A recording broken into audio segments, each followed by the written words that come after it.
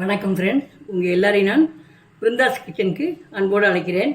இப்போ நம்ம மில்லட்ஸு குறுந்தானியங்களோட ஒரு 5 குறுந்தானியங்களோட கலவையான மாவு இருக்குது. அதை வச்சு நம்ம ஒரு முறுக்கு பண்ணலாம்.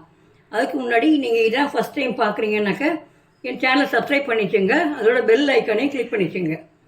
இப்போது இது மாதிரி ஆசீர்வாதில் அதாவது ராகி, கம்பு, சோளம், திணை, சீமைத்திணைன்னு 5 தானியங்களோட கலை மாவு இருக்குது.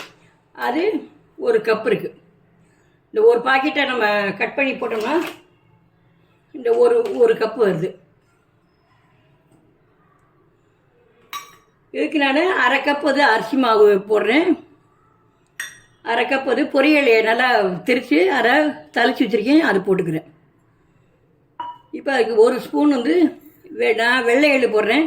நீங்கள் கருப்பு எள்ளு கூட போட்டுக்கலாம், இல்லை ஜீரகம் போட்டுக்கலாம், இல்லை ஓமம் போட்டுக்கலாம். இப்போது பெருங்காயத்தூள், அதுக்கப்புறம் தேவையான அளவு உப்பு போட்டு முதல்ல நல்லா கலந்து விட்டுக்கலாம். உப்பு எல்லா இடத்துலையும் இப்போ படணும், அதனால் முதல்ல கலந்து விட்டுக்கலாம். நம்ம அப்புறமா வெண்ணெய் போட்டுக்கலாம். வெண்ணெயோ இல்லைன்னா காய்ச்சின எண்ணெயோ விட்டுக்கலாம். நான் வெண்ணெய் போட்டு செய்ய போகிறேன். நீங்கள் வெண்ணெய் இல்லைனாக்கா ஒரு 2 எண்ணெயை நல்லா கொதிக்க நல்லா காய வச்சு விட்டு கலந்துக்கலாம். இந்த மாதிரி நல்லா கலந்துக்கணும்.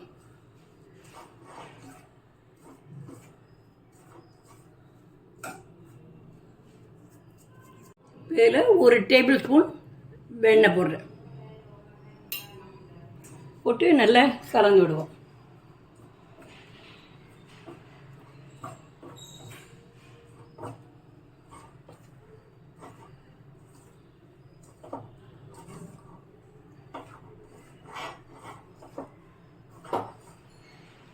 இங்கே பொதுவாக வெண்ணெய் என்ன கணக்குனாக்க, நீங்கள் மாவில் போட்டு நம்ம புட்டு மாவு செய்கிற மாதிரி நல்லா வெண்ணெய் எல்லா இடமும் படுற மாவில் எல்லா இடத்துலையும் படுற மாதிரி கலந்து விட்டுக்கணும்.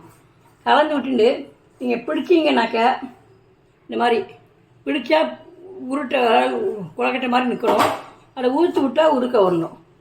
நம்ம புட்டுக்கெல்லாம் இப்போ செய்கிற மாதிரி. இப்போ சரியான பதத்தில் இருக்குது.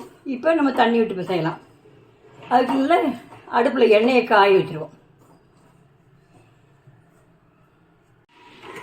இப்போது அடுப்பில் சட்டி வச்சாச்சு, நம்ம எண்ணெயை விடலாம்.